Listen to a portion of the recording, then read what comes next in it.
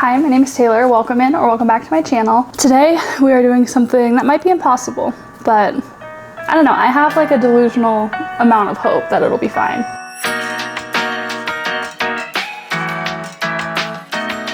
So what we're gonna do is filet crochet a tapestry for my brother for his birthday. Now, a couple things you should know.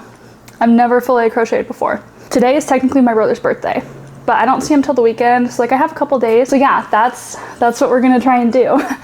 I got this idea because I wanted to get him something else for his birthday. Like I got him 2 books, but they were both like discount, and he's turning 30, and I'm like, it's a big birthday, so I wanted to make him something, but I didn't really know what to make him, and I kind of put it off just a little bit. And then I saw this TikTok of this filet crochet pattern, which I will show on screen. And I was like, I've got to do it. Like that's what I'm gonna make, that's it. So I decided that I'm just gonna jump right into it and see if I can do it. So I bought the pattern. I actually had the materials already. I wanted to filet crochet for a while, I just hadn't actually done it. And so I bought a crochet thread that I was gonna use to make like a headband or something. And then I saw this pattern. I was like, you know what? I already have the materials. I might as well just use what I have. So I have all the materials I need, and I've looked through the pattern. They include a test diagram, so you can kind of like test it out, make sure you're doing it right, and a bunch of like pictures, diagrams, I guess, of kind of what the stitches should look like, which was really helpful, especially considering I had never done it before. So I was actually able to figure out how to do it just with that pattern, which was really nice, because I thought I was gonna have to look up a video, but after some trial and error, I was like, okay, no, I got this. So without further ado, let's jump right into it.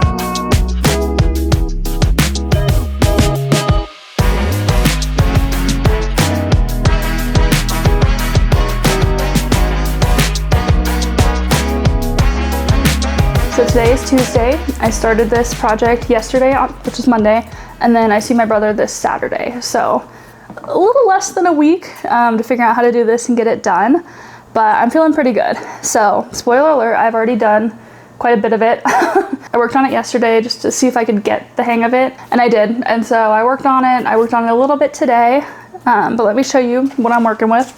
So I'm using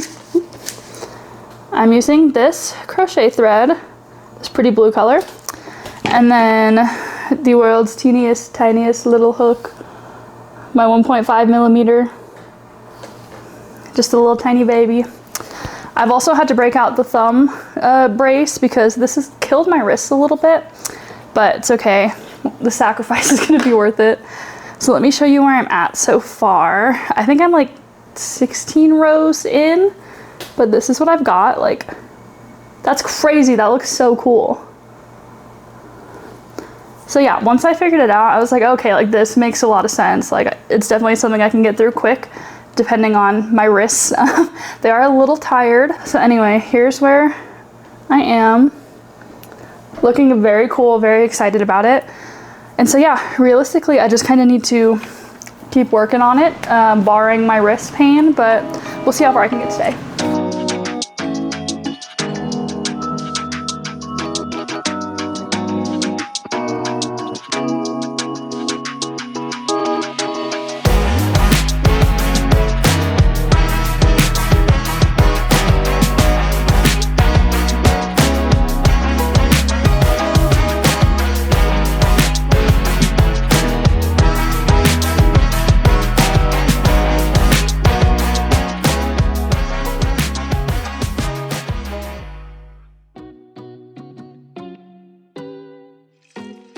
Okay, this is as far as I got before we had to hit the road. So I ended up doing the bulk of the work on the piece while we were driving. So I don't have much footage because, you know, I was in a car, kind of hard to record. But I did probably like 80% of the piece while we were in the car. Pardon the awkward angles for this car footage, but I wanted to give you like an update on kind of what I got done in the car and where I was at. I also didn't record much when we got to our destination.